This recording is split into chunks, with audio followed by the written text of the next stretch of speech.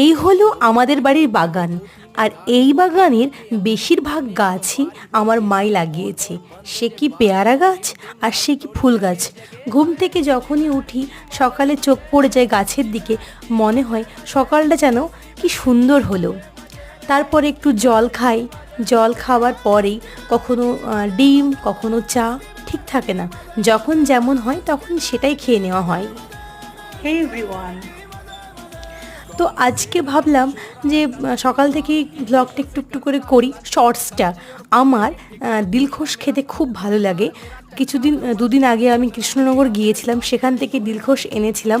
তোমরা জানিও তোমাদের কাদের কাদের দিলখুশ খেতে ভালো লাগে এরকম। রাতের দিকে আমার ভাইজির হঠাৎ করে মাথাতে ভূত চাপলো, আমি একটু মোমবাতি জ্বালবো লাইট বন্ধ করে। তো ঠিক আছে, তুমি জ্বালো, কোনো সমস্যা নেই। রাতে কি খাবো, অবশ্যই তোমরা ম্যাগির যে ভিডিওটা দিয়েছি